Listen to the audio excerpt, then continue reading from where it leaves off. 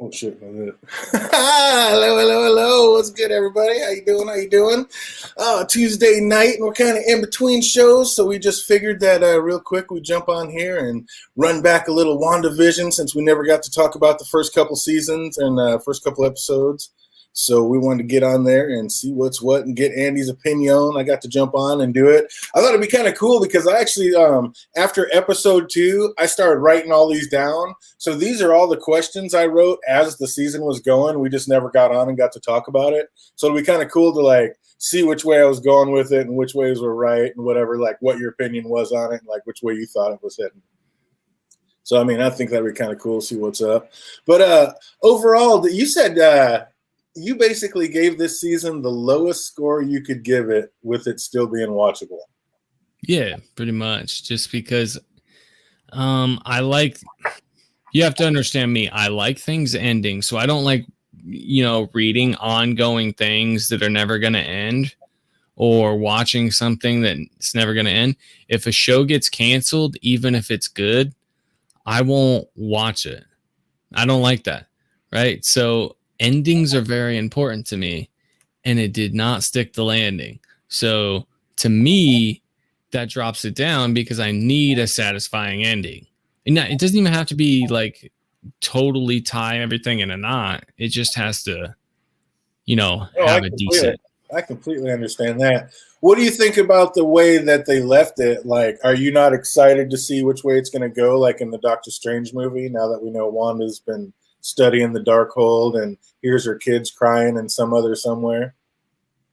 Yeah, I mean, I'm excited to see that, but I don't want to have spent, 9 hours or whatever it was, 7 hours. It doesn't matter. Watching a commercial. Like, I don't like that. I don't think it was a commercial. I mean, I think it was a hell of a ride. It's just, it did not do at the end what we were hoping and thought that it might do. But I mean, I would by no means call it a commercial. And yeah, go ahead. I just feel like it didn't stick the landing. That's my big thing. Is like, for me, it didn't stick the landing, and it just wasn't satisfying enough. So it drops it way down because that's me. It has to have a good ending, or end in a way. That's why, dude, if you ask me about Game of Thrones is how we met, right? Yeah. I would give that a 7.5 as a show because of the ending. Wow, yeah. I know it went from a 9.5 to a whoo. That's pretty rough. I still got to get back in there and get it rewatched, but yeah, it's been rough. What's up, Celebrity Bikini? I see out there, Jake Cruz, and what's up, Samuel Morningstar? Yeah, it's Tuesday night. I'm just gonna kind of have a chill discussion and see what's what. I know a lot of people really did not like these first 2 episodes, so I wanted to kind of get into that. Like, I personally just think that it's a digital vivid age, and I just think the fact that it was black and white, like, just that itself kind of set the tone where people just did not like it. It was a little wonky. They didn't know what to expect because this is the first time Marvel's ever done anything like this. And the fact that it was coming out so Leave It to Beaver-ish, that it was just kind of, I don't think they were ready for it. What do you think? Yeah, I mean, I don't think the first 2 episodes were bad. It's just there wasn't anything that like totally hooked you. Like you can have that whole setup where you're like, what the hell is going on? But you need like a better ending to the first episode to make you be like, oh shit. Right? I mean, they had the little thing, but it wasn't like grabby enough. For me, I think that's how it felt. The way they flashed out at the end, though, with somebody watching, I mean, that was kind of a trip. And then the little nod of red right there at the very end. I mean, that just kind of lets you know, like, okay, for some reason, I mean, I was just thinking Reality Stone right out of the gate. All the commercials you saw were like this red glow and her thing, and they never even really touched on that. But that's how I took it right out of the gate. As soon as I saw red glow and the red helicopter and the red stuff, I was just instantly thinking Reality Stone. So I was like, this is some kind of warped reality going on. Yeah, I was kind of with you. But then, I don't know. But I was with you. I thought, well, it has something to do with the reality stone, probably. And then, but it wasn't, I don't know, it didn't hook you enough, right? I didn't hate the first episodes. I like it. If I go back, I bet you I like the first two episodes more. But I did not like the first two episodes. But it doesn't grab you into the show until the third episode. Well, that's Like when it you, really like that's when it snatches you, and they're like, "Oh my god, I'm hooked." I had no idea I was this into it. And even saying Morningstar says he's not a big MCU guy and hardly knew Wanda or Vision, but definitely thought the season was watchable. Same with Falcon and Winter Soldier. Don't know much about them, but super excited to see them. I think that's going to be a great one. I mean, Winter Soldier was Captain America's friend or something. Yeah, he was definitely his friend or something. What's up? We got Phantom D Saint in the house. A legend just hit the chat. What's up? What's up? Good to see you, bro. Let me know if you want in and want to BS about some WandaVision. Give us your opinions on what you thought about it so far. Let me know. Let me know. You too, Dragon. I see you out there. What's up, JD? Let me know if you want to give in and jump in and give a few opinions on what you thought of this whole season overall. It's been a minute. Good to see everybody. Absolutely. or BBM could come in and eat a ghost pepper. He's trying to take it back to some Westworld. Dude, I don't. If I'm being honest, I don't even remember why he's supposed to eat a ghost pepper, but I just know that he is. And I know it's on film. Yeah, somewhere on DJ's channel, 1 million hours worth of content. I'll have to filter through to figure out why. Actually, I think it's pretty much the finale. It's either the finale or the one before the finale of season 2, because I think we were in Vegas talking about it. That's when I was laughing so hard. That's when I was in Vegas when we streamed it. So yeah, I think it was like the second to the last one on season 2, if I remember. I don't even remember what it was, but I remember that's when they were going crazy about it. That's hilarious. Right on. Definitely do that. Hit that. Refresh my Hangouts. I think I got you pretty close anyway. And yeah, we can just do that for sure. Absolutely, I'll throw it in there. But yeah, I mean, go ahead. No, I was just gonna say while we're off topic, because I like to be off topic. You and me both. Stream, we can discuss what our next show will be. We'll leave it up to anybody watching, like what they want to see. How about that? As long as it rhymes with inner Tolger. Yeah. No, but I mean, like, the boys or the boys for sure. We gotta do that. The Office. Oh my god, I've never seen an episode of The Office either. Oh. I've never seen an episode of Breaking Bad. I couldn't even. You put 3 people in front of me, I couldn't pick out whoever that Better Call Saul is or Saul. I think he's from Breaking Bad. Yeah, never saw Dancing with the Stars. Never saw American. I think I've seen maybe 10 minutes of an American Idol. I'm the most popular shows. I never saw Lost. I've never seen an episode of Lost. Like those major shows like that, I've just never gotten into, which is kind of crazy. But getting back to WandaVision, if we're taking it back to like that first episode, like right away they made a joke about Vision's head being indestructible, and basically we know that his head wasn't indestructible because Thanos destroyed it. And since he's a robot, wouldn't it be pretty easy to recreate him? And that's when I was trying to guess, like, what's going on with his Vision and how is he back alive type thing. Like, did that kind of blow you away, like right out of the gate, wondering like how is Vision even back? No, I 100% from the beginning thought that it was Wanda that made him back. Like if she was able to destroy the stone, then she was able to like recreate it in my head. And I thought, like, from what we were arguing about last week, like that's what I thought from the beginning, that somehow she was able to recreate the stone. At very first, I was like, oh, maybe this is like a side spinoff or something. Then I was on the she created the stone. Later, I got off track from that, but yeah, I'm still not buying the fact that she can make a real infinite. This was her reality, and she can warp reality and use chaos magic to make something out of nothing. But I don't think something she can make is a true reality stone. I'm not buying that. No way. Yeah, but if she can warp reality enough inside, like, so she has the power of all the Infinity Stones, essentially, right? Um, but that's what this show is telling us, I think. But so she can create a reality in which she has the power to create the Mind Stone. That's like the way I saw it. You can create the reality that creates the Mind Stone. Yeah, like she can warp reality in an area, and in this reality, she now has the ability to create a Mind Stone, but only in that reality. She can't make it. She has to warp reality to do that.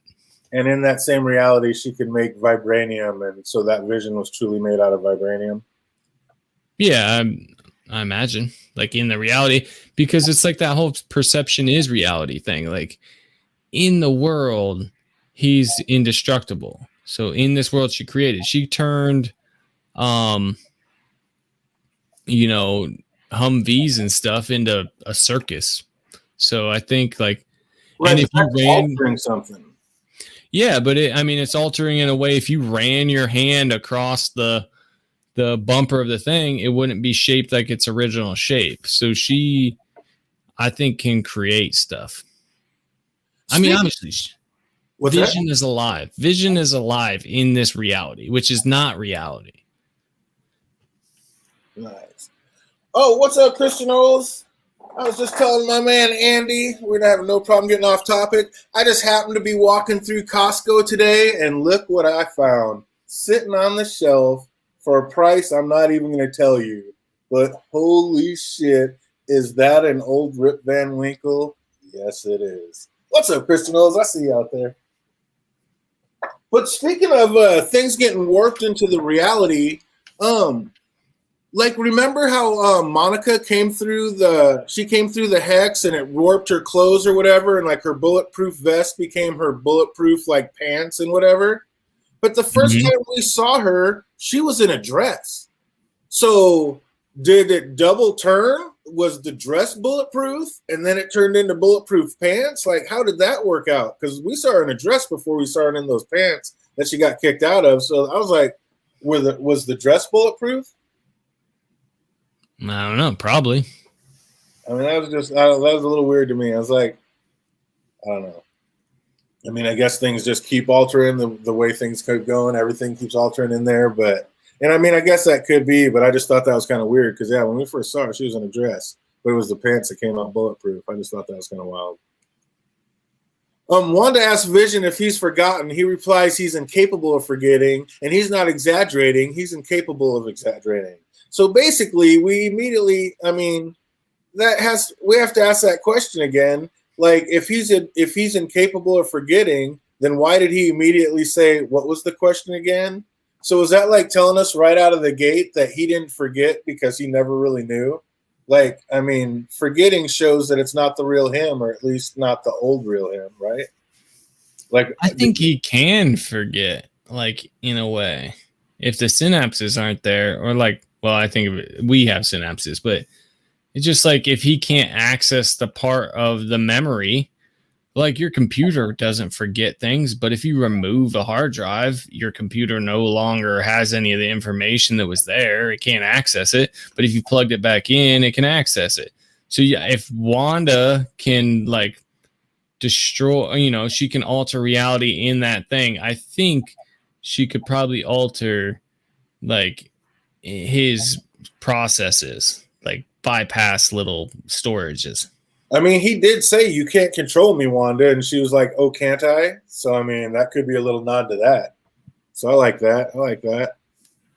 Agnes knocked and introduced herself as the neighbor to the right. My right, not yours. Like, perhaps this is my will, not yours. Or like Agnes was facing Wanda when she said it. So maybe it was like hinting to mirrored realities. That's how I was looking way into it. I was like, that's way more than that's way more than I thought. Holy shit. We were watching shows in completely different ways. Oh, man, I'm telling you, right out of the get-go. Like I said, I started writing these right after the second episode. And, I mean, this is just how I took all that stuff. And so you knew it was her right away? I didn't know, but I had suspicions. I was just like, And I wouldn't even that Agnes was Agatha. Basically, just that Agnes was this lady, and I thought she could be like another superpower or whatever. It wasn't 100%, but just the name Agatha, it kind of sent you on that path, right? Yeah.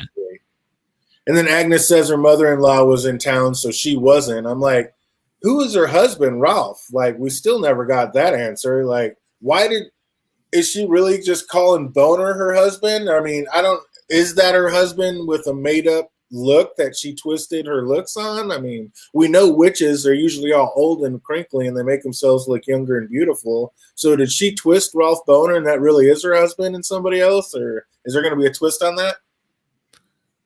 Oh man, I don't know. I'm kind of liking where this is going. I don't always like your little theories, but You already know we're going down the rabbit hole. Absolutely, Christian Hole. That was an amazing score. I couldn't do it. I had to rub my eyes when I saw that. I left my Costco cart right where it was and literally just sprinted to the front because you had to take a picture of it and then they go back and get it. But I was like, if one of these other suckers is waiting in one of these long ass lines to get it, I'm like, no way. I just went to the very front, grabbed a manager, and yeah, I want to buy this right now. 2 in the Northwest, and I got the second one. It was absolutely amazing. Absolutely amazing. But yeah, it was pretty wild. Wanda stuck out her hand right away and says, I'm Wanda. And Agnes kind of pauses for a minute. And then she says, Wanda, charmed. Like as in Wanda is charmed under her spell. I thought that was kind of like another little nod to some witchy stuff going on. You're definitely right about that. Right? So, I mean, I don't know. I was everything they said. Because to me, I'm like, they're going to be dropping hints everywhere. Going to be dropping. So I was just hanging on every word, every action. That's just the way it looked. And Agnes asked how Wanda's bridge game is, and was she talking about bridging the gap between reality and Wanda's vision? That's how deep I was trying to take everything. She's talking about how's your bridge game. I'm like, she's talking about bridging gaps to realities. But yeah, we were going deep. I thought so when she said charmed, I like yours, but I thought it was a reference to Bewitched, the show. Or even Charmed, the show. That was about. Yeah, well, in the era, Bewitched is the black and white era, Yeah, I don't know. Which is, I mean, this episode's kind of modeled after that. Bewitched. Really? Yeah, kind of a Dick Van Dyke type of situation is the way I got that one. 100% Dick Van Dyke. They were crazy with it. And Agnes, who seems to know more than she's letting on, she asks, how does a single girl get on? And Wanda replies that she's married. And Agnes replies, oh, I don't see a ring. Almost like she's teaching her as she's going, basically about, how important minor details are. Did you get that? Yeah, that was weird. Why was she doing that, though? Yeah, she's telling her. Or it's she's, hinting to her, hey, I understand that you are manipulating this. But it kind of seemed even though Wanda made it happen, doesn't it still feel like she doesn't know what's going on for the most, but she don't know how she did that. Right? No, yeah, she says it's all basically instinct. She doesn't even know how it's happening. But does she? Because again, I say she's been using the magic from day one. And we kind of touched on this last week. But I think all the way down to when her dad, she was making her dad say, Wanda, you pick out what we watch. And I think her dad had that hidden in the wall because Wanda always picked the same thing and the family was going crazy. Even her brother made mention of that. She's like, you always pick that sitcom. They were sick of watching this. I think the dad was hiding it. I'm done with this. And Wanda was using her little magic messing with minds and making them say, oh, okay, Wanda, you pick. And she got to pick it. And she instantly looked at that box. She's like, my show's not here. And they're like, God dang it. And had to go grab it out of the box. And I think she was using her magic from Jump Street. I think she's been using her magic a lot longer than they let on. Well, yeah, she was using magic the bomb. That. We were pretty sure that she that was magic, right? Yeah, that was one of the biggest reveals of the season. Shit, that was one of the biggest reasons to watch right there. Just getting that reveal. They didn't wait for Tony Stark. And how did we not know that? Dude, when Stark makes something, it works. So for him to make a bomb that didn't go off, that doesn't even make sense. How did we not put 2 and 2 together with that one? Yeah. That's just incredible. So yeah, that was definitely her that kept him alive. And I thought that was an amazing reveal this season. That alone was worth watching. But Agnes, I gave it the lowest score that still left it worth watching. Worth watching, absolutely. Agnes said the only way her husband Rolf would remember their anniversary is if there was a beer named June 2nd. And of course, June 2nd was like the day that the first witch got convicted and burned at the stake at the Salem witch trials. So that again was giving us our huge first clue, like basically that Agnes could be Agatha Harkness. Like that was a kick in the face. What average person knows that though? Every one of us Marvel geeks that instantly hit the Googles and typed up June 2nd and saw what was up. And it just broke it down. Like, yeah, I didn't know that date off the top of my head, but I had a feeling like it was going to have some. I think I typed in something like witch trials, June 2nd. Or I typed something in to do with that just to see what came up. And it instantly, boom, was right there. I was like, oh, yeah. Oh, all right, brother. We'll see you in a few, JD. Hope to see you back here. Good to see you always, always. But, yeah, that was a big smack to the face about what was going on right out of the gate. And then Agnes says this is going to be a gas. Like, I think she was letting us know that Wanda is under some kind of gas spell or some kind of dream scenario. And again, that was just me like feeling there's some kind of warped reality going on. There's something up. Like you could just feel it right out of the gate. And you got to remember, I was writing this early before we knew anything. So this is like still me guessing. Yeah, but like BBM pointed out, if anyone looks at Agnes in Marvel, they would know. But you would have to like speculate that was her in the first place, right? Yeah, exactly. I mean, you'd have to know something about her for sure. Absolutely. Be up there watching those variant comics and Comics Explained on YouTube. But we see right away that Vision is suspicious of his surroundings. Like, he was not understanding exactly what his business did or exactly what was going on. Like, he was confused right away. And, I mean, he's a computer, so he's always going to be analyzing, trying to figure everything out. Dude, I honestly thought that was a joke about, like, stuff in that time frame. Like, if you ever watched those old shows about, like, what people did. It probably is. It's probably a meta joke like that. Like, but I thought that was hilarious. I'm like, what do people do in shows? Like, Homer Simpson, he's like a safety person, but he just sits there and like doesn't that type of thing. Exactly. Like, what is it you have no job. You're just there to say you have a job.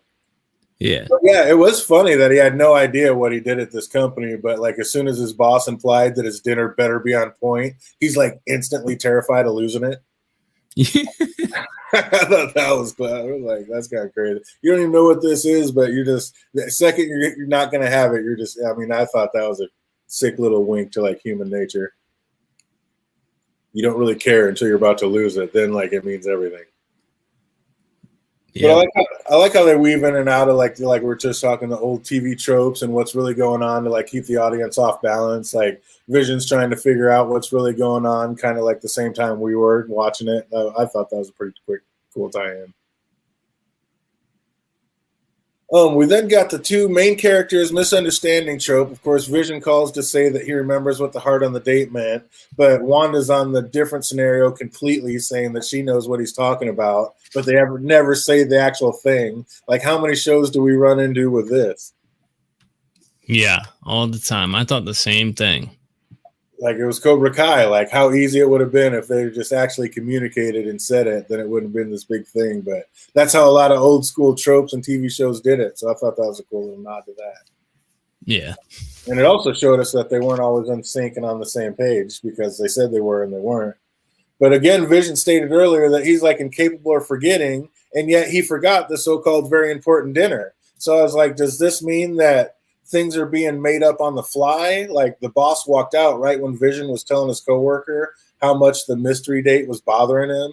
And then like on cue, the boss walks out. So like, was that just happening on the fly?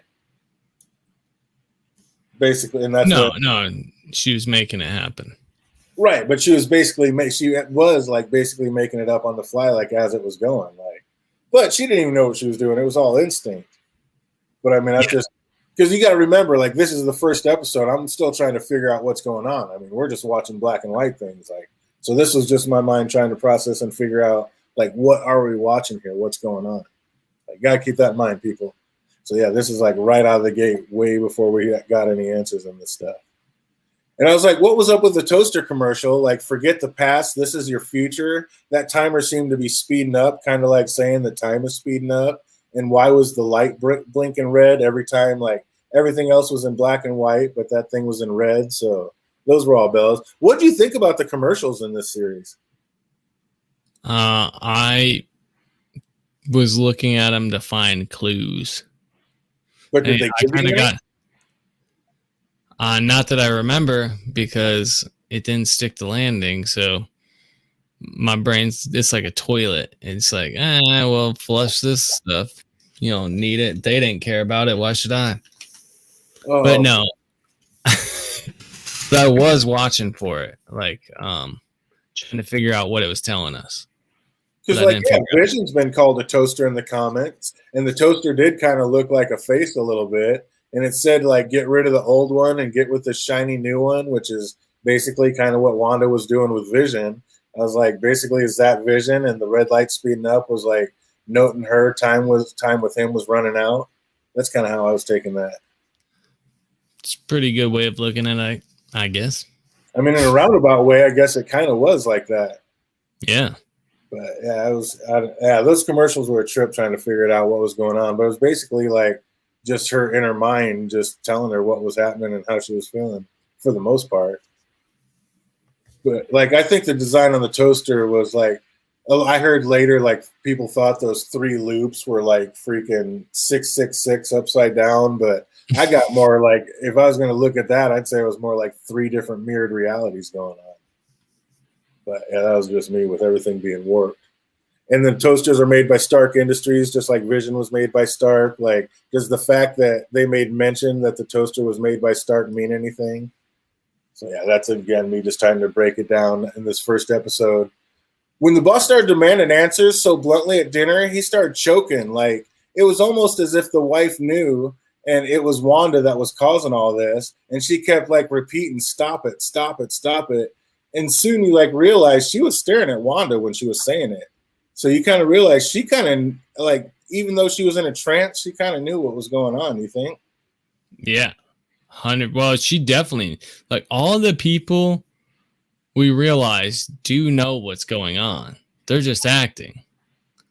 It's all acting for Vision. Oh man, that's just insane. What's up, Phantom? You already got the thing. If you want to jump in, just hit it anytime you want. Phantom D Saint says, I saw the commercials as her repressed memories, Stark Toaster, the bomb in her home. Oh, there you go. And yeah, after we saw that later, it was because there was that blinking light. So it probably was a little more of a nod to the bomb in home. I like that. I like that a lot. But the boss was ready to leave like as soon as Vision saved him. Was that like Wanda moving things along, or was that like he and his wife getting the hell out of there knowing Wanda almost killed him? No, that's like moving it along. It's only a 30-minute episode. He's like, you gotta get it.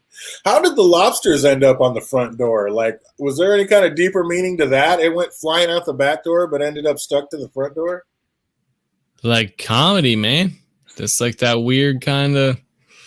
See, at this point, I'm not thinking too much about what's going on. I'm kind of watching it as a standalone thing. But then, I mean, it's starting to get weird. Like, the stop it thing, like that is when you're like, stuff's really getting weird. What is Yeah. going on? That's when when I was really like, there's shit going on in the show. Like, this is like not going to be a weird sitcom. I mean, they did it before, but with him at work, like, what do we do? What do we do? But like I said before, I was kind of just laughing. It was like a joke on the time, but I don't know. I just thought that was a weird joke. Yeah, it was Twilight Zone. It was going into Twilight Zone type stuff by then. Who did you think that was watching at the end when they were showing that, somebody watching at the end like that? I had no idea. Like, that was pretty wild. Like, I still don't know. Like, now I guess it has to be Darcy, but I still, like, we never saw Darcy writing anything down in a pad. We never saw Darcy wearing black gloves. I almost think that's like one of the storylines that got dropped. I think that was going to be a whole nother thing. That makes sense. Or if they're going to bring it up later in something else. That'd be cool. Whatever you need to do, Dave, let me know if you want. As soon as I see you on there, I'll hit you in there. So just let me know. We'll get you in. But yeah, I like how that went. And then I like the please stand by at the end of like episode 1, kind of like a wink to the audience. Like, I know you're not too sure about what you just watched, but stick with us because the payoff's going to be worth it. Liar. It was right up until that last episode, dang it. And at the end, like the only pixel colors used were like red, green, and blue. Like I was like, are those infinity stones being used to create this alternate reality? I was kind of wondering about that. And then I was like, where is the Mind Stone right now? Like maybe back in the Tesseract, jumping through time with Loki, or like I think Jay Cruz said that. I think it might be in Loki's staff. But I don't even think Loki has a staff right now. So where do you think the Mind Stone is right now? I don't know. It's not destroyed? No, because Captain America grabbed the glove and was going to replace all the gems wherever they were in time. So is he just going to go back? I mean, is there a vision somewhere that doesn't have a time stone in his head? Like, how is he going to replace that? I didn't understand how that worked. Yeah, that's what I was thinking. Like, he has a corpse. So why, like, they couldn't do it. Why couldn't they put it back? Yeah, I just like, yeah. And where that's what I'm saying. Where does he put it back at though? Like what point in time does he take that back to? Like, I guess maybe to a test before Vision was ever, obviously it has to be before Vision's made, but I'm like, where does he go back in time exactly to drop that? Like, here's a question. If you really wanted to hide an Infinity Stone, like wouldn't the best place to put it be like forward in time? Okay, so the time stone, I mean not the time stone, but the Mind Stone, I think it is destroyed. Because they have to all go back in time to where they were, and it does get destroyed by Thanos, right? Right. In the original then he'd have to give it to Thanos, though. I mean, he's got to replace it. Where would he replace it if he's giving it to Thanos? Or is he going to replace it when Thanos blew it up and replace it as it being like how? Yeah, like I said, how does that even work? I think it has to get destroyed. What's up? We got the one, the only, the legend himself, a fandom D Saint in the house. What's good, brother? It's been way too long. He's like, I don't know if he's up yet. He's in there. He's in there. Just click in and say, hey, whenever you're ready to go, whenever you got it going. There he is. What's up, brother? Yo, you guys can hear me or no? There he is. What's up? What's up? How you doing, my man? Yo, it's been far too long.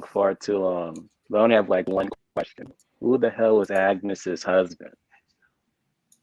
Like every episode, Right? I'm like, okay, That's are what we I'm gonna see the husband? Are we gonna see the husband? And he never showed up. What's up, everyone? I'm Agnes's husband. Snafu was you're the husband?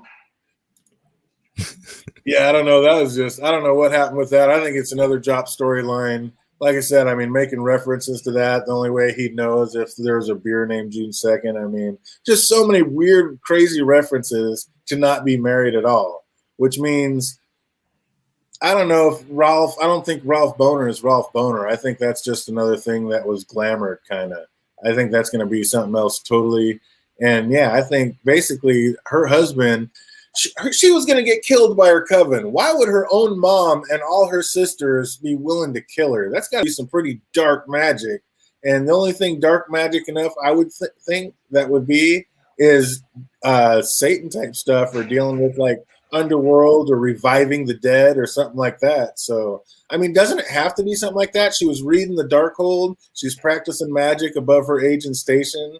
Doesn't it have to be something like dark? Like, so maybe she's married to Satan and her true husband is like basically going to end up being Satan in the end. And that's who saved her when all the witches were trying to kill her.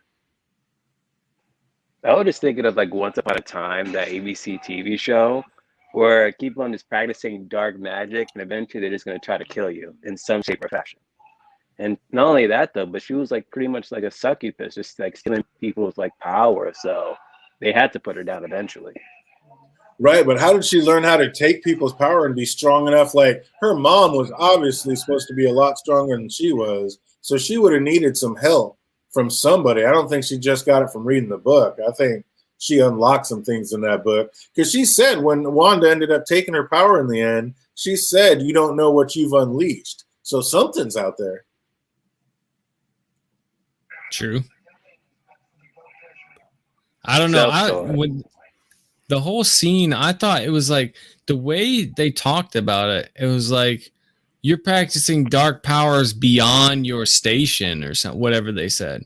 So it's like, it's not terrible to practice dark magic. It's just that you don't know enough. You're skipping some steps. I thought that was the whole punishment. And it was like, you didn't learn all the steps in like heading up there. So you're too dangerous to be kept alive, essentially, because you don't know all this other stuff and you've already skipped the steps. You can't unlearn what you know and go back to the beginning to where you're supposed to. That's how I took that whole scene. Is like, it was like that. It kind of reminded me of Doctor Strange, because it was like the same thing with him. Like he was trying to post like learn the basics, but then he just skipped ahead. But luckily, it just didn't go down the same path. Yeah, essentially. I can't believe that Doctor Strange didn't make an appearance in this, but I did hear that he was supposed to, just because of travel restrictions and him being stuck making a movie out in Australia or whatever, that he wasn't able to get back for it. That is some bull, because hell, we live in the era of CGI. They could have did something from home, green screen behind them. Get out of here. I was thinking that too, but I mean, I don't know. It depends on what kind of movie they're doing. If they're just doing some kind of cowboy movie out in the outback, they might not have some big green screen. And I mean, for him, you need pulleys and levers and strings attached and being able to fly and green screen suits. I mean, his whole his whole cape is green screen. So I mean, you need a lot actually. I don't think it'd No. All you needed was just have him in just like one simple scene, or a matter of fact, just cut a scene from a previous film or a deleted scene and just insert him in there, just like looking over Wanda, and boom, we all would have been happy. We all would have been praising Marvel, giving this show a 10 out of 10. No, all you needed was something about to kill somebody, and then it gets sucked in through one of the portal holes. You didn't even need him there, like at all. But you can show his presence without showing him there.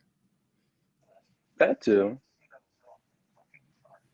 Yeah, And you could have definitely done that. Like I was thinking, like I said, I didn't even need to see, and what a wasted opportunity not to bring in more mutants or some kind of mutant thing. Like I said, I didn't even need to see Professor X. If you could have just gave me a wheelchair with the wheel come like strolling through, like a porthole opens and you see like maybe Doctor Strange's hand and a wheelchair come through, and all you get is like a shot of the wheel, like boom, we just got our crossover, reality twisted, and now we just got our X-Men entered. It's like, how did they not do that? all you had to do was not even like just drop the boner shit. Like make him the real Pietro. And then you have your crossover. You acknowledge the two worlds and that this person is two people, or like these worlds collide, these universes, whatever they are, parallel universes. You acknowledge them.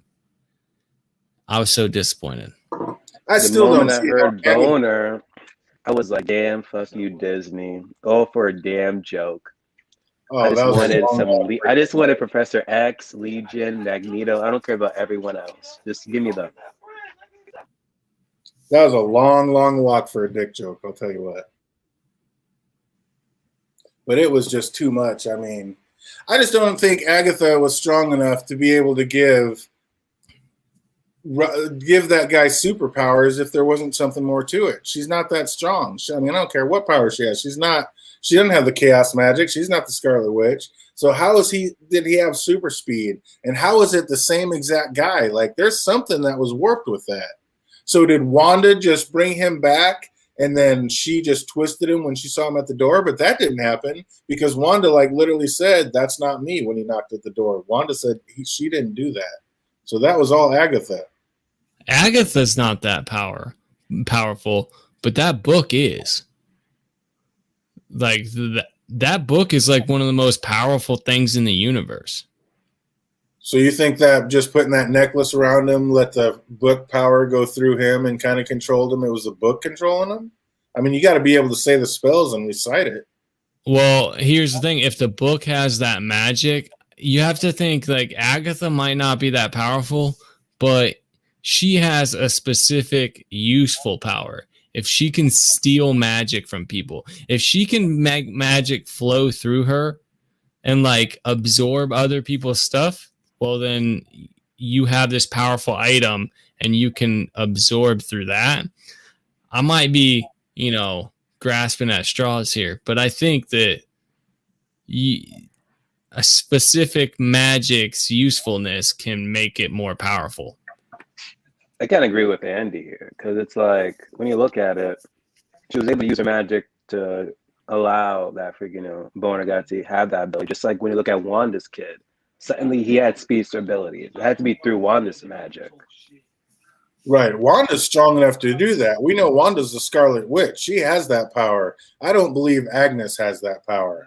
There has to be that, something. Or she just believed that was her brother, so she just gave him the ability as well.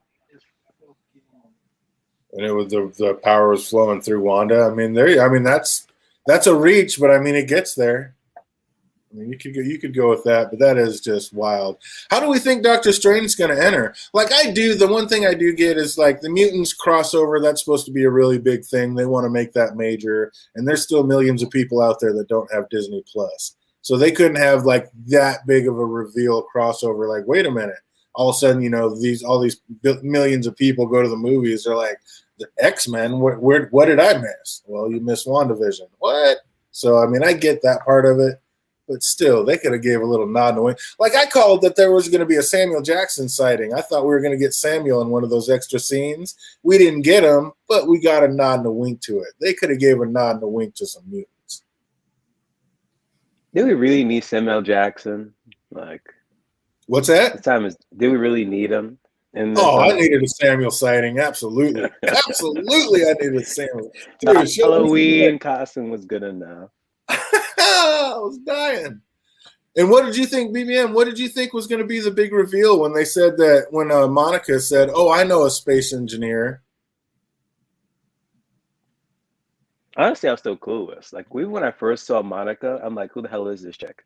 And then, I believe, like, what was it? The episode where you saw her, the character from Captain Marvel. I'm like, oh, shoot, I know her. And then she's like walking to the director's office. I'm like, oh, shoot, that's the little kid that grew up. Now it makes sense why she's here. But yeah, even when I saw Captain Marvel, I just didn't care about any of those characters. And honestly, hopefully, wherever Captain Marvel 2 is, I'm going to be a little happy about Monica. Because even in this show, I was like, okay, she's there. This show did not make Andy a fan of Agent Wu. Did it catch you? Did you like him a little more than Ant-Man, or do you not care? I love the actor in Fresh Off the Boat. I think that's what the TV show is. So immediately when I saw him, I just love him. See that actor in anything, even when it's like his Yo, I'm the same way. Like him? I do not like him. I can't see him as anybody else aside from Asian Jim. He's in like 2 minutes of The Office, and that's all I can see him as, like the actor. And here I thought you're just jealous he could do magic tricks. That's insane. Yeah.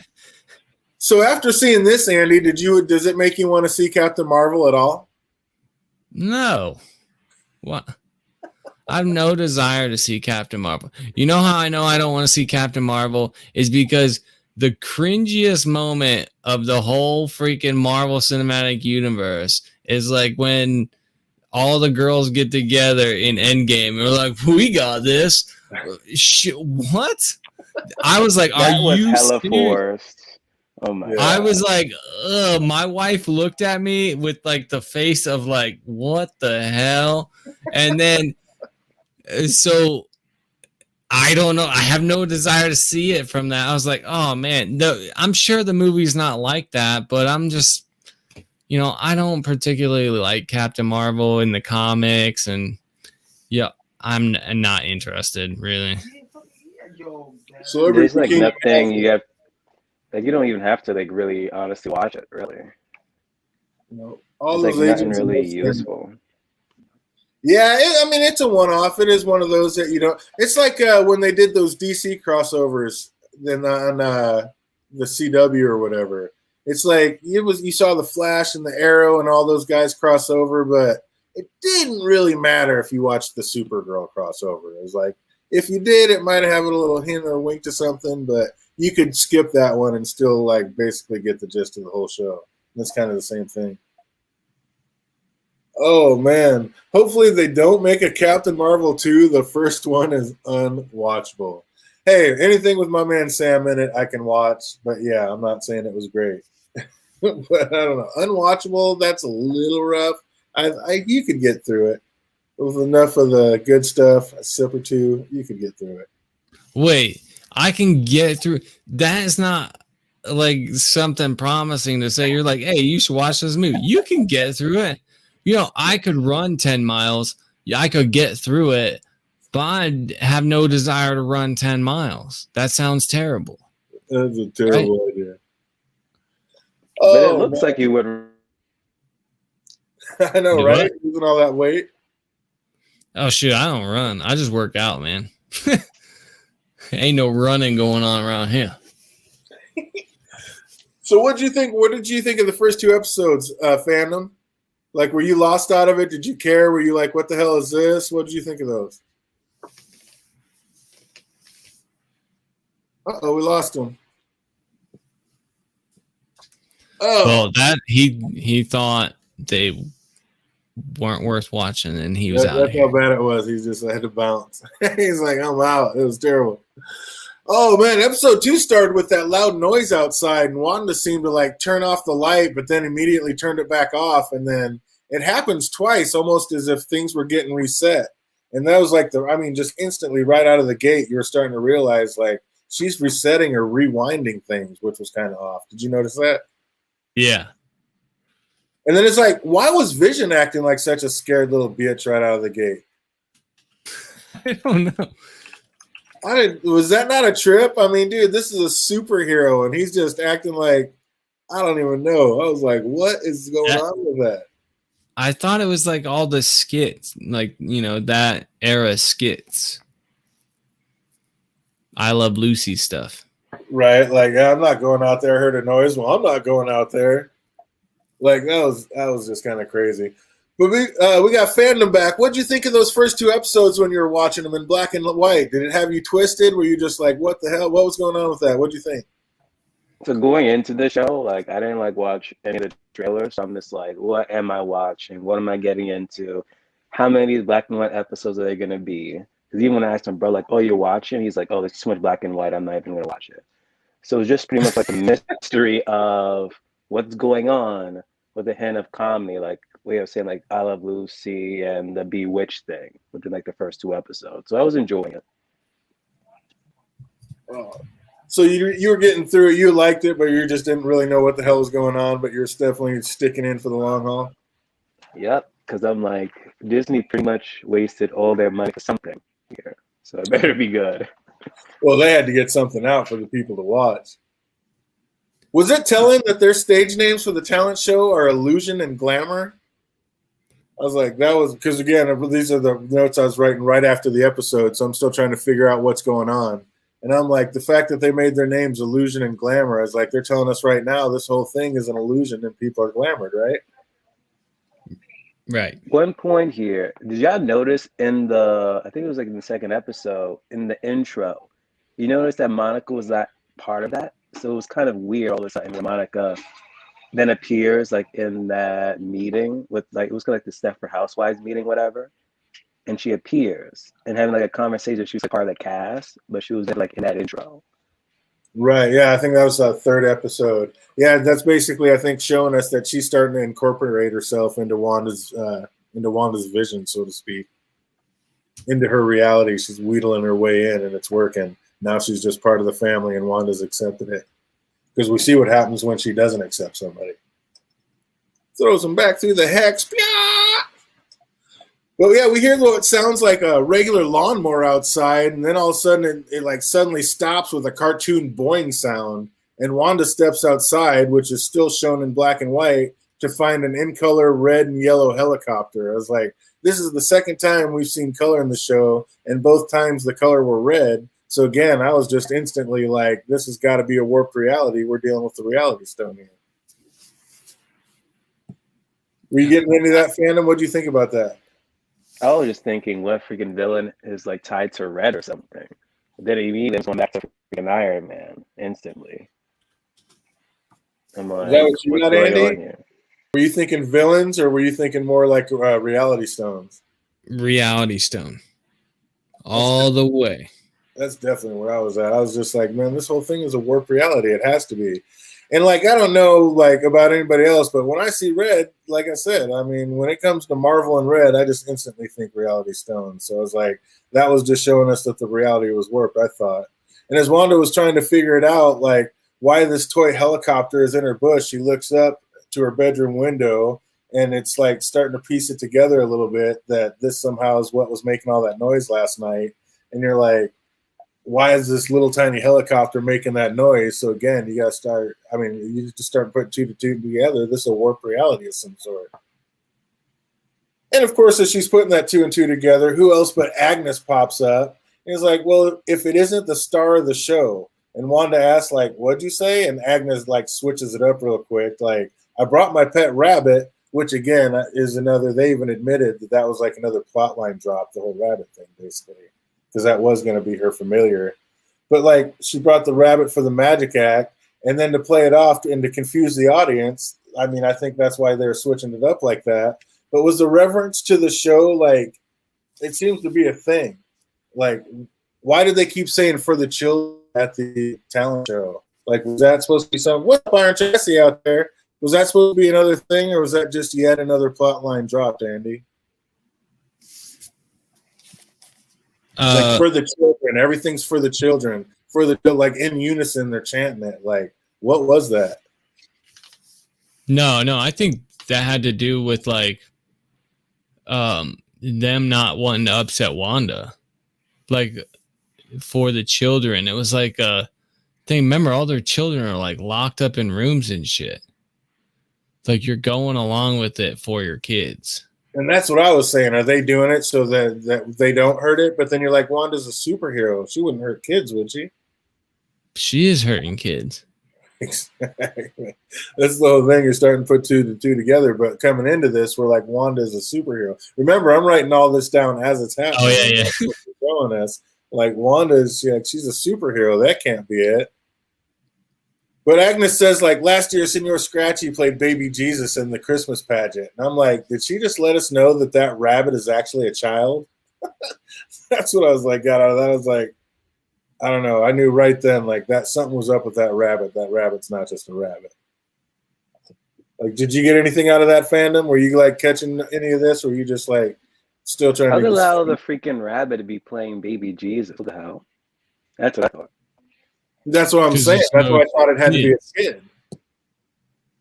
What's that, Andy? These are looking because there's really no kids.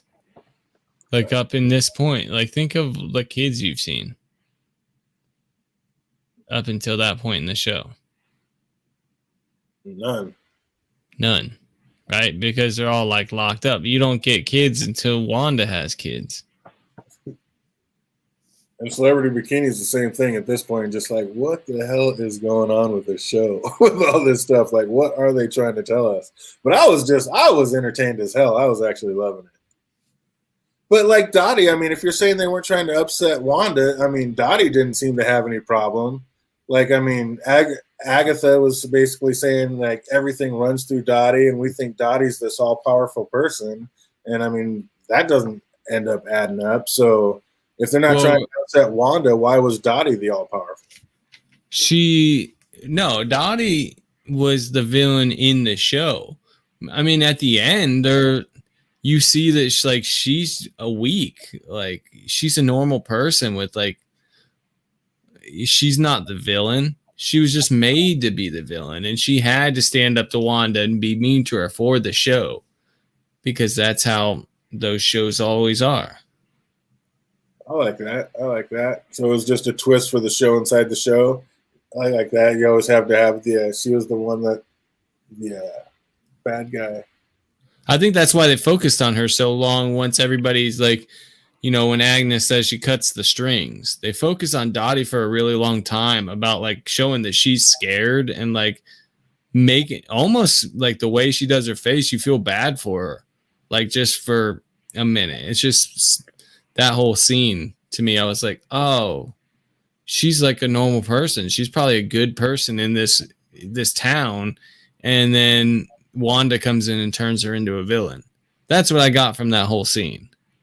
Wow. I mean, because they really set it up. Like before they entered the house, like Agnes was giving Wanda that advice, like everything runs through Dottie, like mind your P's and Q's, and like if you get in good with Dottie, everything will be smooth sailing. It was just, it just seemed like above and beyond for it not to add up to more. But yeah, then all of a sudden we find out in the end that she's just another regular person. And Wanda even says, like, or maybe I could just be myself. And Agnes just stared at her blankly and then starts to laugh in her face saying, oh, Wanda, that's good. Like, I was like, why is that so outlandish? That was, I don't know. I was like, again, like I'm writing this right after the show. Like, why, what are they trying? What do you think they're trying to tell you with all that, with like setting up that whole Dottie thing, fandom? Oh, shit, we lost him again. Stepford Wives. Yeah, I mentioned it earlier. It was like the Stepford Wives thing, and I just thought, I didn't think that she was like the main villain or anything. But it was just like that one episode where you get someone the opposing side of it, and it was pretty much her. And I kind of felt sad near the end where she's like, "I want to see my daughter." I'm like, "Damn, you're evil." Yeah, that was ruthless. But like in the ladies' meeting, Dottie was like, the devil's in the details, and Agnes whispers to Wanda, that's not the only place he is. And I'm like, how are they not setting up a Mephisto for this right here? I mean, why did she say that? The devil's in the details, that's not the only place he is. Like, what was she referring to with that? If she wasn't making a call back to Mephisto. And again, I think maybe that's the husband she's been talking about all along. Is that just I just crazy? thought that Agnes was just talking about either herself or just again referring to Wanda.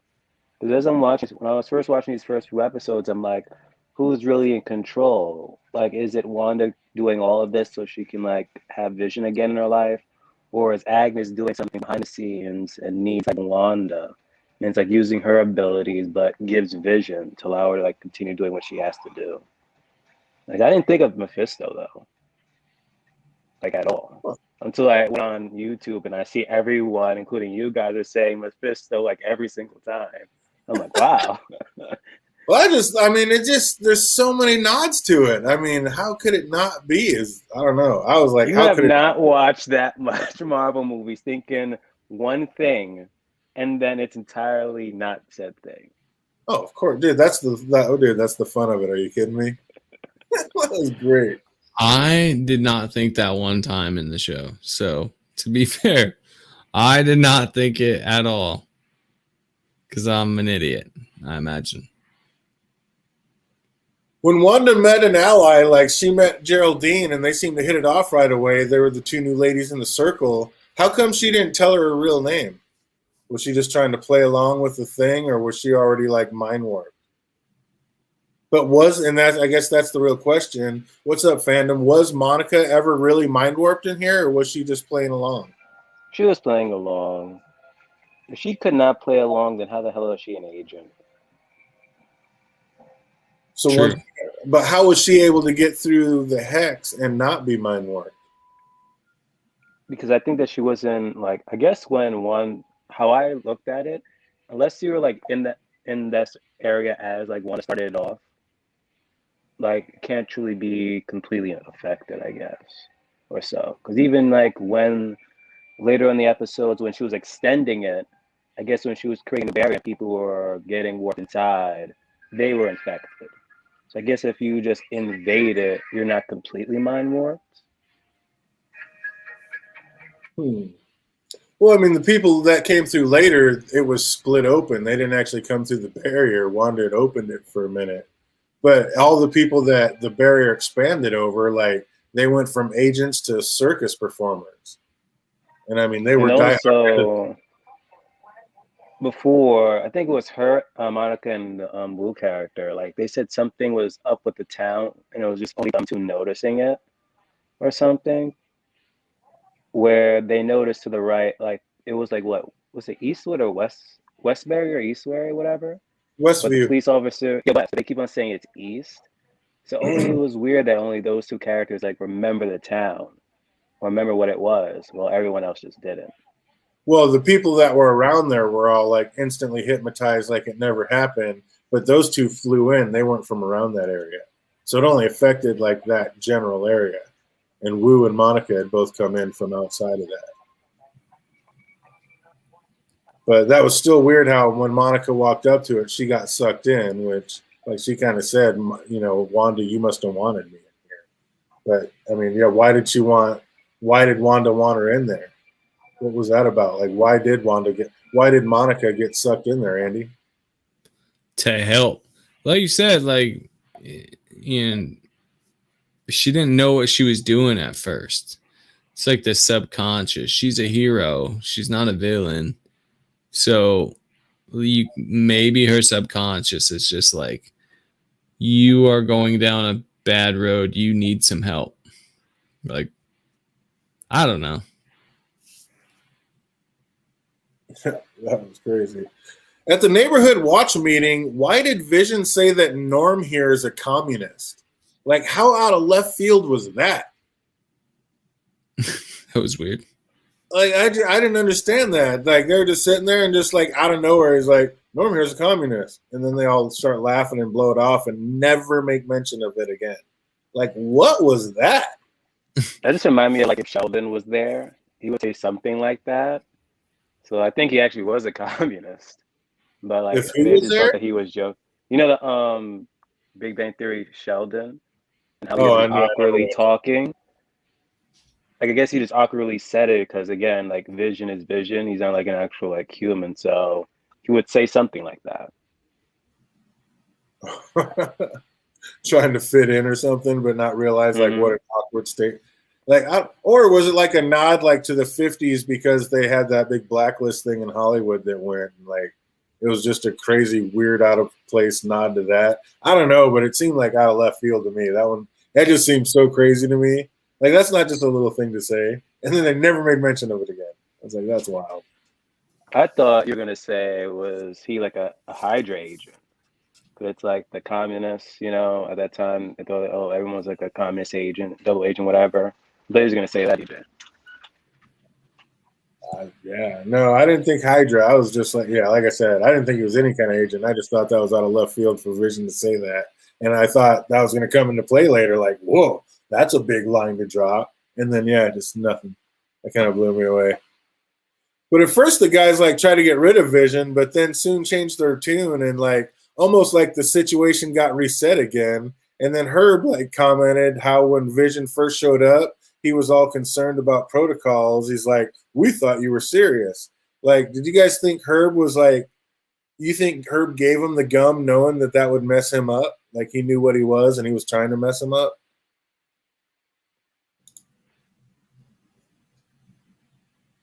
Which is kind of weird that gum, like a thing as small as gum, could literally like get Vision drunk or something. I mean, it was a cute nod to the '50s like show, but I don't know. You think he did that on purpose, Andy? Sorry, I was checking on a noise. I didn't hear what you were talking about. That guy that Herb ended up giving him a piece of gum, and he's like, "Do you think he knew what Vision was and knew that gum would mess him up?" Or No, I don't think so. For the kids, man, they wouldn't risk hurting their kids by upsetting Wanda. Right, because they were obviously talking about him and Wanda had even made mention of that earlier, but Vision wouldn't believe that, like, his colleagues, like, they can't be talking about me. Like, for some reason, he can't believe it. And, like, Vision's usually pretty smart. Like, why wouldn't he be onto that, even if Wanda's onto it? I don't know. The altered reality.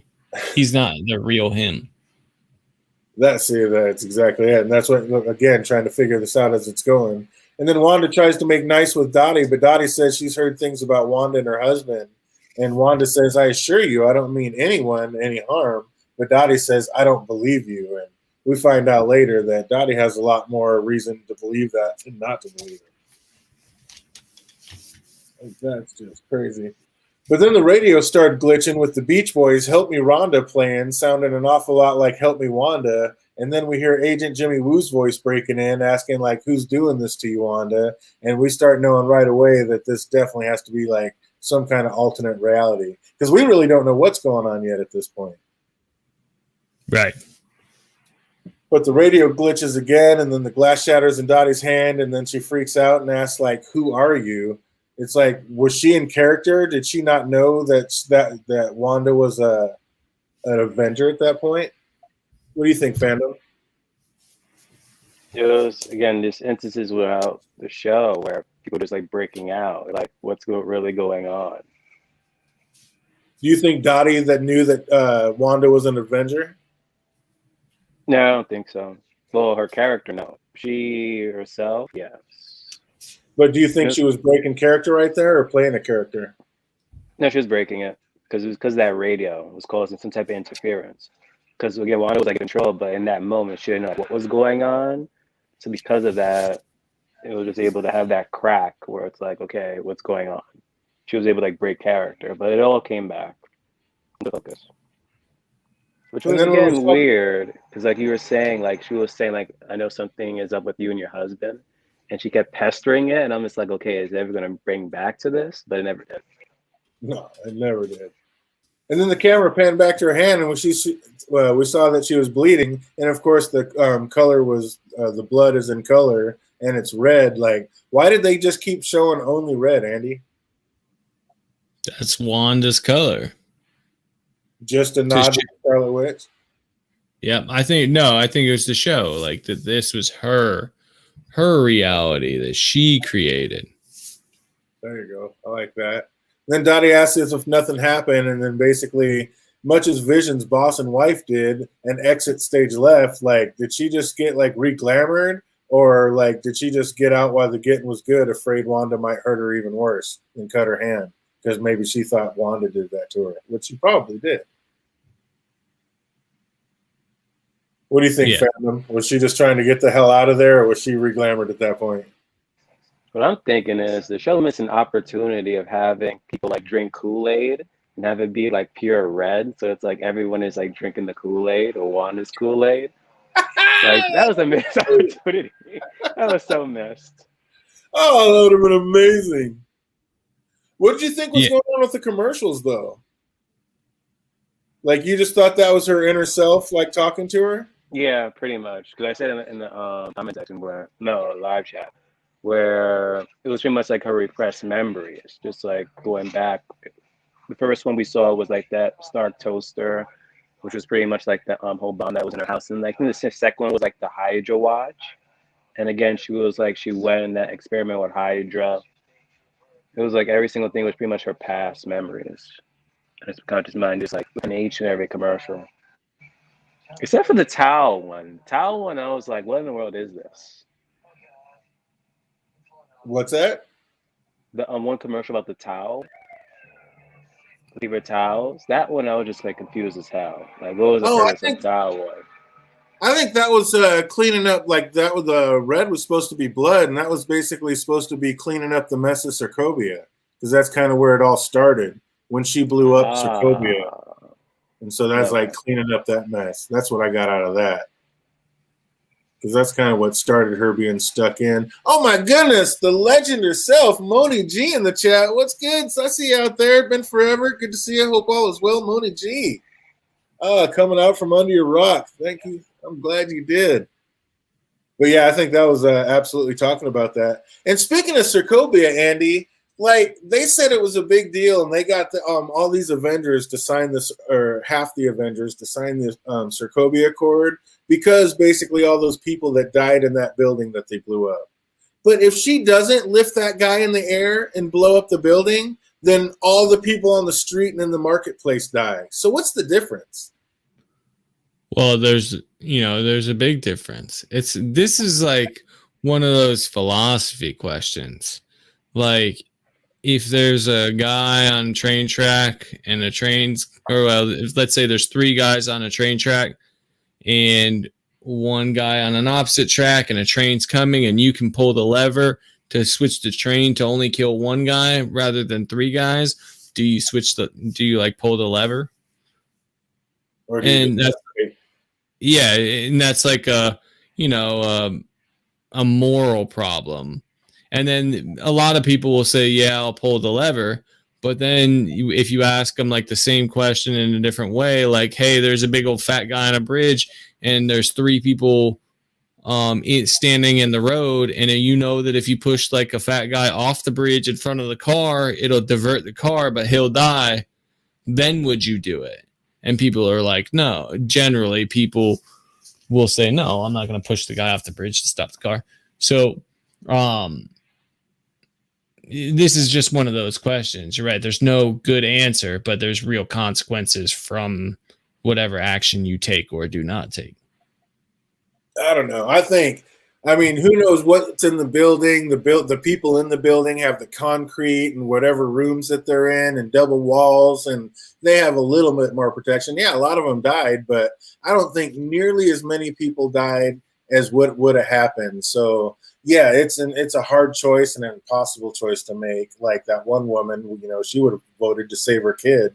The woman who ran up on Tony Stark, obviously she would have been like, you killed my son, Obviously she thought it was the wrong choice.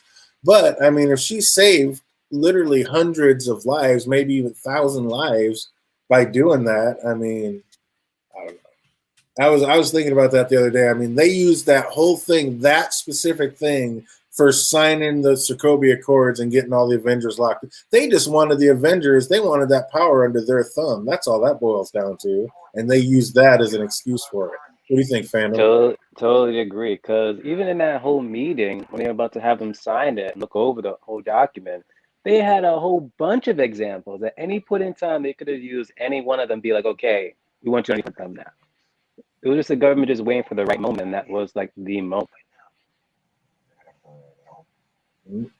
Moni G says, so we are here and I'm all team Wanda. I am not on her as a villain train. She's not a villain, as Andy likes to call her. She's an anti-hero. So is Cersei an anti-hero then, Andy? No. Cersei's a straight up villain. Get out of here, Andy.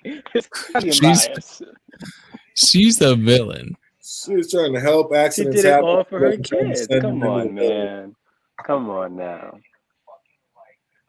No, I mean, I feel like you made the bad decision putting your kid in that situation. That's different. You're using microceptions to use power, to take power. Say it ain't so. Exactly. That's exactly what it was. They used that whole thing, made up a big propaganda scam on it, and got half the superheroes to bite because they know they're good guys and can play on their emotions, and got them to sign it like they did with Tony Stark. That woman might not even had a child there. That might have been a government agent playing on his emotions.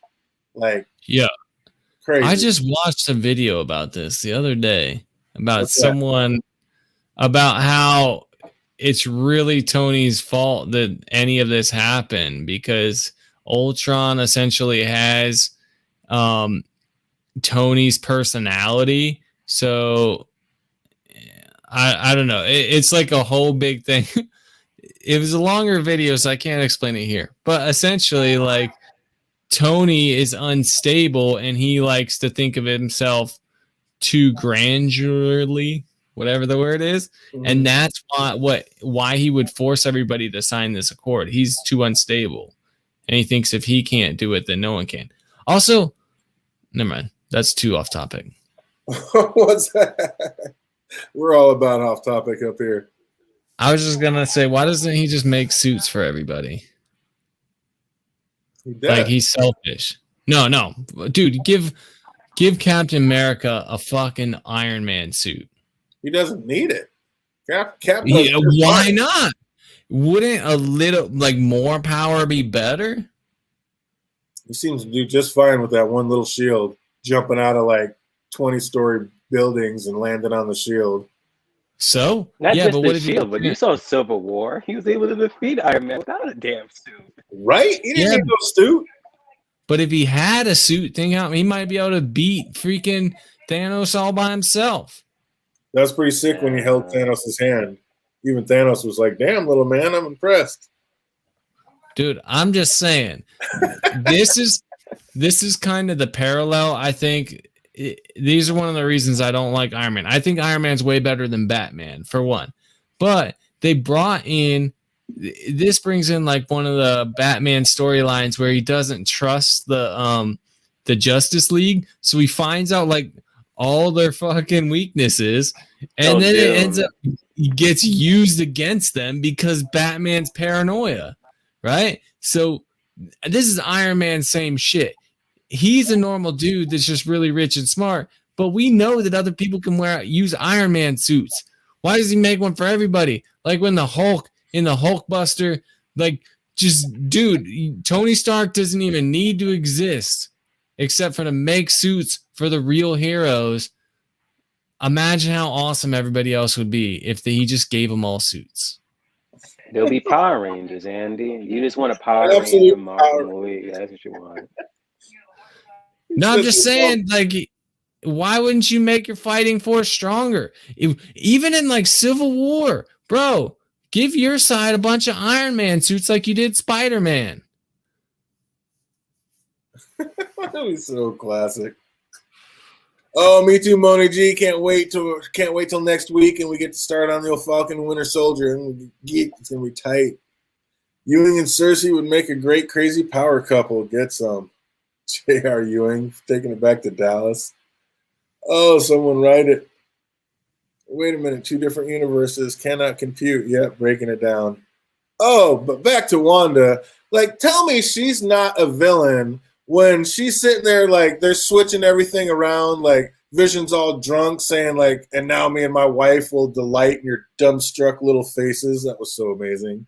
But then when they, like, switch the stuff and she, like, switches that piano into nothing, and then that dude's like, that was my grandmother's piano. Like, we already saw him put up the things. What if that's his only source of income? Our man can't even work now. Like, you're going to tell me Wanda's not a villain? She just took away his grandma's piano? Yeah, she could switch it back. But did she, though? All I saw her was carry him away, and that man was sad about it. Yo, she enslaved a whole town of people, and you're like, but the piano, that's why she's a villain. Absolutely. Dude, that was my grandma's piano. My grandma gave me that chain. Are you kidding me? But Wanda and Vision returned home from the talent show, and they both said, like, for the children. And Wanda seems to, like, get a craving for popcorn, and boom, instantly she's pregnant. Like, how did that work? She literally just warps kids, like, from her mind, so she can literally make life from nothing. Yeah, because she has the power of the Infinity Stones. In her reality, she can create life. What about you, fam? At one point, I thought that either A, she just created life, or B, there was some pregnant woman in town and she just took it, that freaking child, and just put it into her own. That would have been immediately messed up. I was hoping for that, but instead she created life. I'm like, really? You could have went even more darker and just had a pregnant woman be like, I was pregnant, Wanda. What happened to my baby? That would have been better, way better. It's like going way dark. Oh, they hear a noise outside and they see a beekeeper, which is, of course, perfectly normal. And, like, he comes up through the manhole, and Wanda says no, rewinds everything, then says, like, Vision, is this real? And he's like, yes, my love. Like, Vision does not know. We knew right then Vision doesn't know that Wanda's running everything. Like, what was that loud noise that they heard that made them go outside in the first place? Like, what was that? Like what even made them go? Like there's a big loud, and that's probably hard to think back now. But right before they went outside, they heard a loud noise. Like I didn't know what it was. What was the loud noise that It made them was go outside? wasn't it the bee catcher or something? Or was it not? Yeah, but he just crawled in. The Yeah, I was about last to time say, it was like the drone crashing. But this one, it was just like Like he was he coming from the crawled. sewer, like when I guess I don't know. yeah. So that's like saying when he moved that manhole cover, it was like a helicopter crashing. Like it was loud. Hmm. So I'm like, what was the noise? What happened right there? And then just something else that they just never really explained. But that was pretty crazy. And then Wanda notices Vision's face in color, and then a red glow takes over, and everything turned to color, and the whole fandom just rejoiced. Like, here we go, Reality Stone taking over. That's what I thought, but I know everybody was just super pumped for like color to be back in the show, and then everybody started loving it. Did you guys? I didn't mind it. I didn't mind it at all. I loved it. Did you guys think those two rings that they showed at the very end of every episode was like, to me, that was showing like two alternate realities basically like intertwining? Did you guys get anything about that? That's what I thought, but doesn't seem to be what it is. I mean, it kind of is. It's her reality versus like the greater reality. If you think about it, like, how I say she creates her own reality in this world where she controls the rules. She's the god of this world. It's just like what created the reality that she's altering in that world, right? She's just her power is so much more minuscule than the actual stones, but she still has all their powers. I think that's how she can create a mind stone that functions in her little world. Maybe, but yeah, it could be. And it only happens in her world because, like I said, if she's making vibranium, one of the strongest things in the world, how is it just being ripped to shreds the second it walks outside the hex? Yeah, because then it's hitting the greater reality of the reality stones or of, reality. Florida Bikini, I think you get a loud noise when somebody enters the hex. Maybe that's what the loud noise was. That could have been. That makes sense. She needs to visit the Inhumans on the dark side of the moon and smooth her soul. There you go. Oh, something jumped in before the Hex undid the boys and took them to an alternate universe. What do you think about that, fandom? You think there's some way somebody took those boys before the Hex closed in on them, and that's how they were still alive when Wanda heard them screaming at the end or calling at the end? Well, maybe that's your Mephisto. He took them. Could be. So you think somebody took them, or you think they got evaporated in the Hex? I don't think they got evaporated though. Like for them, I don't think so at all. So you think somebody got in there and probably took them? Mm-hmm. I mean, they have to be somewhere. Wanda heard them, so I mean, there's got to be something going on with it. We know that. But even Wanda said, like, the talent show was the most important event in Westview. Is it because it was the only event in Westview, or was there some kind of deeper meaning, Andy? No. I thought it was just like a joke on the small town, but maybe there's deeper meaning. Give me what you got.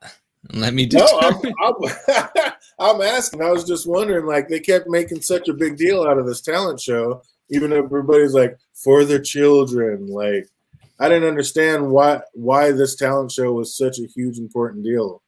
Like, in Wanda's mind, this thing just had to go off without a hitch, or what was it? Like, what was the big deal about this talent show? Or was that just something to make a show around? I think you're thinking into it too much. Because I think it's like with all these sitcom shows, it's always a typical talent show. So it's just like, have a talent show. Just like with the whole I Love Lucy, it's like there's always like a dinner night with the Boston thing. Feel it? Lucy?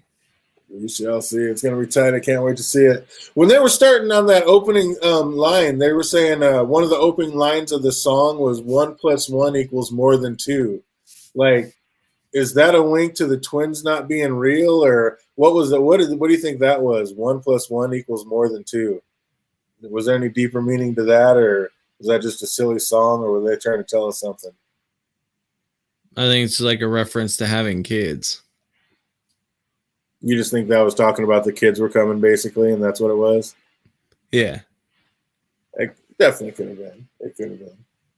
Right on. It was pretty tight, but I mean, what were you like everybody else fandom? Like right after the first two, once you saw that third episode, was that the one that drew you in? It was the third episode that drew me in. 'Cause the first two, I'm like, okay, what's going on? But it was that third one, I'm like, all right, let's go. Let's go. Because it's like once they threw Monica out, oh no, okay, once Wanda did, I'm like, okay, what's up? What's actually going on? And then you see the agents just swarming in. It's like they knew something is going on. I need to know what is it. I think I've heard two different things on the blip. Do you know exactly what it was? Either one of you? I heard the blip was 5 weeks before this happened with Wanda, and then I've heard 3 weeks. So it's right in there, one of those two. I have no idea. And then basically, I think when we saw the calendar and what was going on, this was basically 9 days. I think she was in there basically 9 days. And I kind of think that's what that Shark Yo Magic commercial was. Like basically, like these people are trying to eat and you got them stuck in these loops and they cannot eat on your magic and they're all going to end up dying in here, basically, if you don't release them from your magic. I kind of thought that's what that whole Shark Yo Magic commercial was about.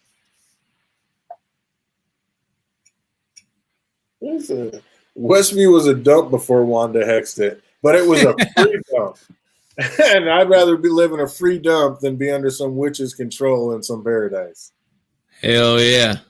Are you kidding me? There's just no way I'd want somebody in my mind like that. Every time there's a timeline discussion, I go back to Lost. Never saw. Don't bring up Lost. Don't bring up Lost, please, please.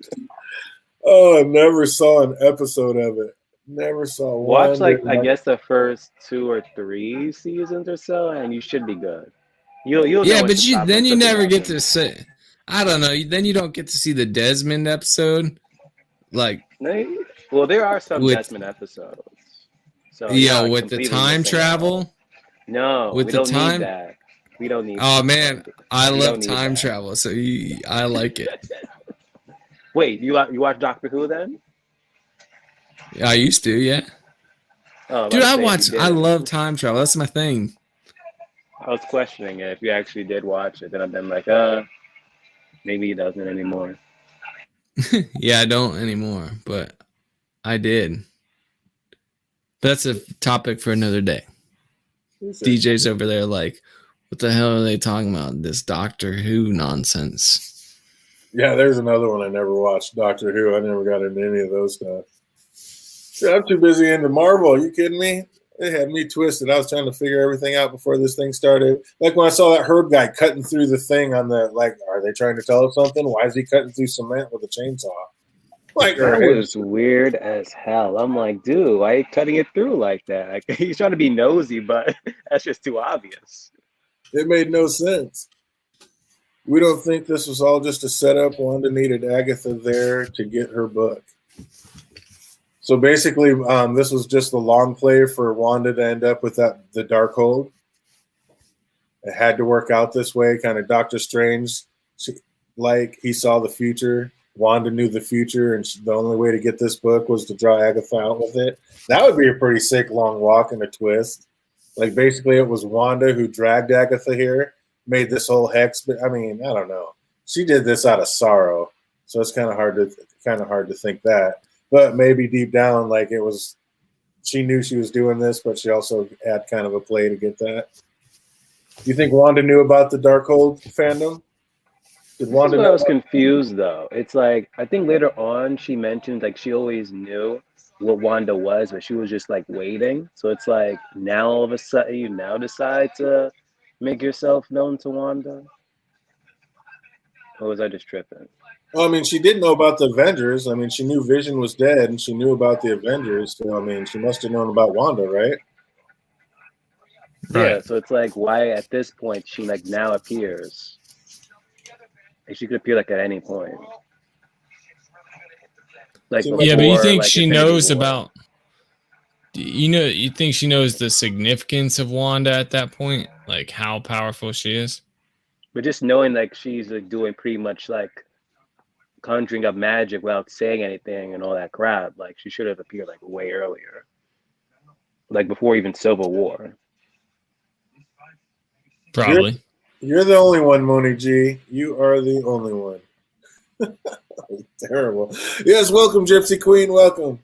But yeah, that is. I don't know. That was a long walk to a dick joke. I was not. That killed me. That just absolutely killed me. But yeah, I thought they were going to do something about that with Herb trimming the like. There was going to be a reason about that. I mean, and he must have known. Like, was he free and nobody else was? Like, he almost let the cat out of the bag when Vision came out. And, like, Agatha had to shut him up real quick. So, like, was Herb like breaking his spell easier than most, or what? Is that what that was showing?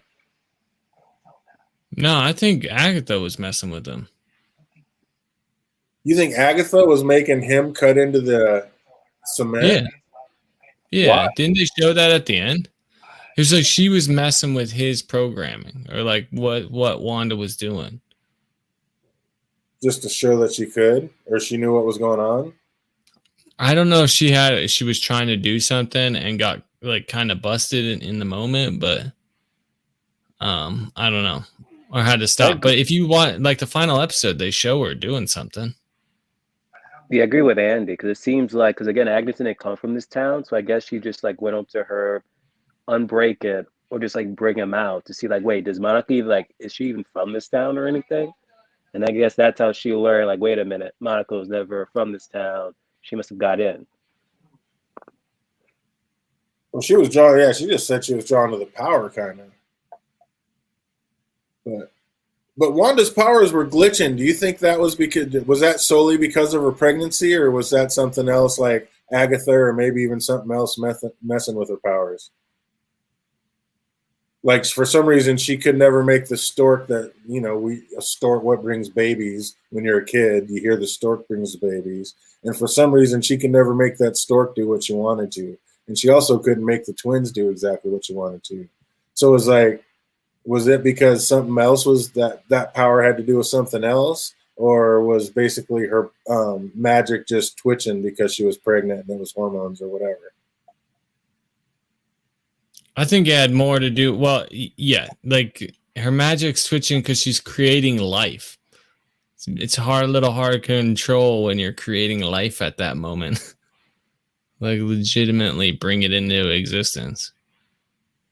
So you think is that what it was, BBM? It was basically she was creating life, and that's why it was glitching. It was kind of the pregnancy hormones. It wasn't. There was no outside influence that was doing that.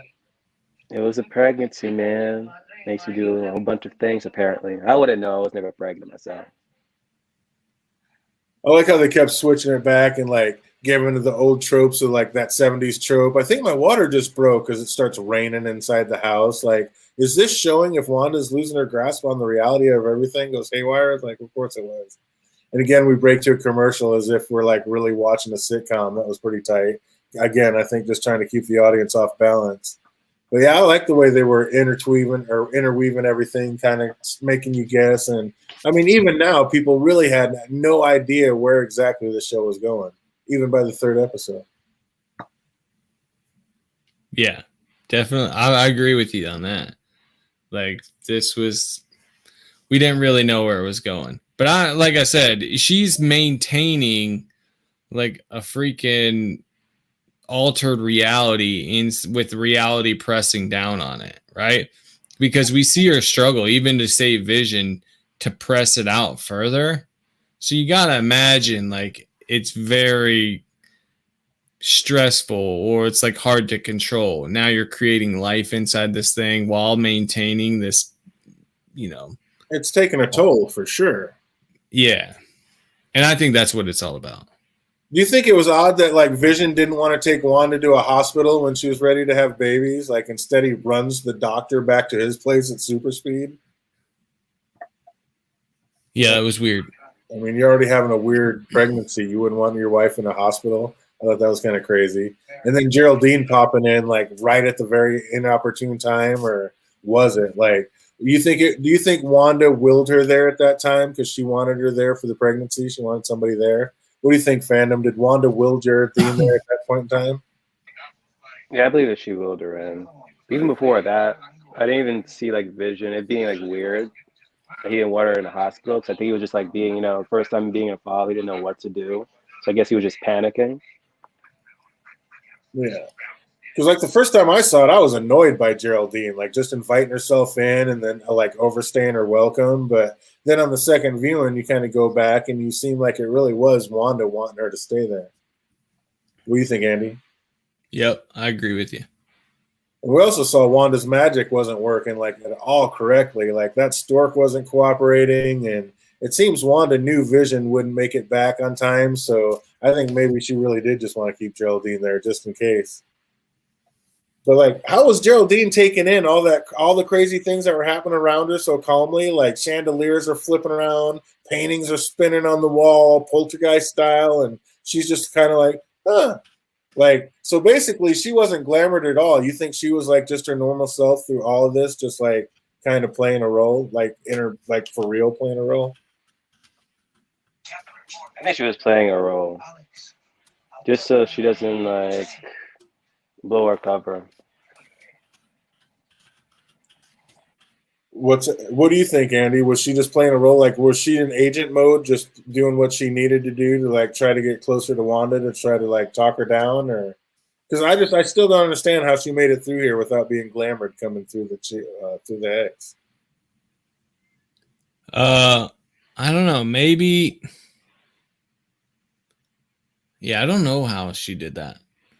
Or why, like, some people are kind of able to break it more than others. Maybe they're just mentally strong. Could have been because she went through the whole snap thing. Maybe she just came back different. Oh, maybe. No. I think that's probably the thing that grabbed everybody the most in this third episode. When we saw Geraldine come flying out of what looks like some kind of force field, it was like, oh, I knew it. Like it started answering a few questions right then and there. It's like finally got confirmation that the sign on the beekeeper's back and the pendant and Geraldine wore around her neck were all indeed sword logos, and that was pretty cool. Again, we got the old school "Please stand by" screen, and it was like, "Yep, I'm ready to stand by" because it finally just got real good.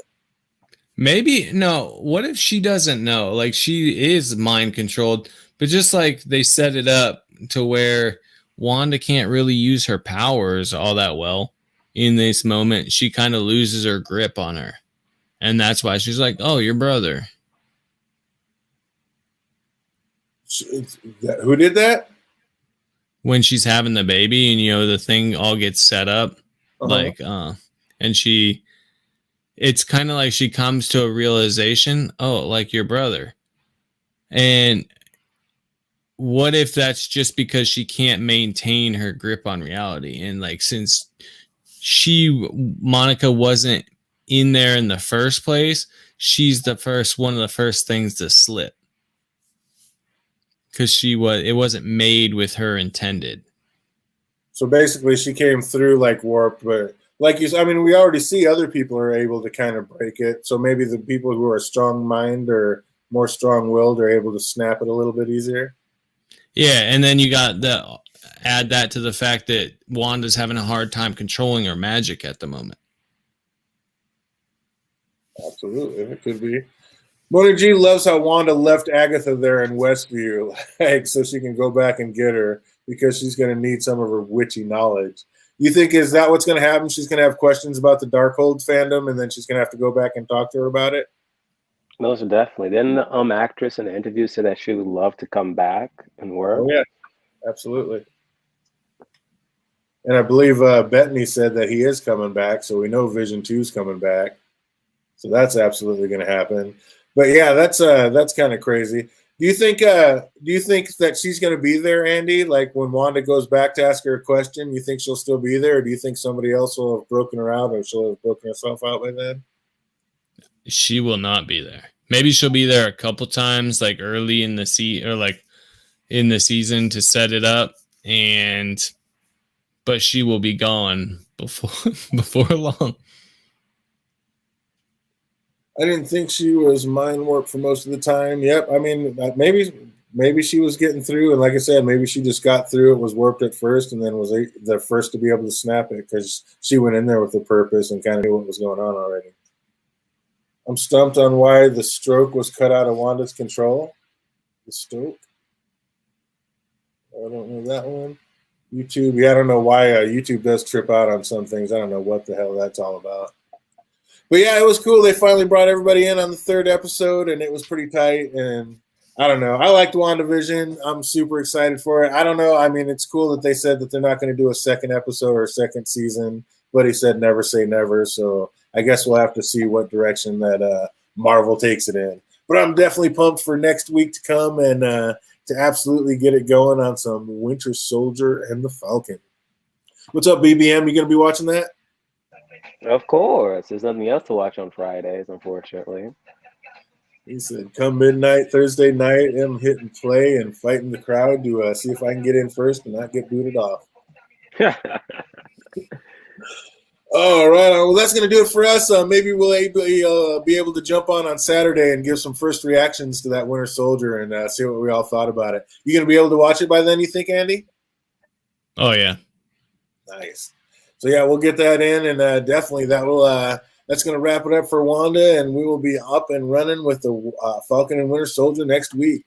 So that's going to do it for us. I hope everybody out there is having an absolutely fantastic week, and it only gets better from here. And until we see you hopefully on Saturday, if not for sure, next Tuesday, you guys have an amazing rest of the week and be easy. Happy early St. Patrick's Day, everybody.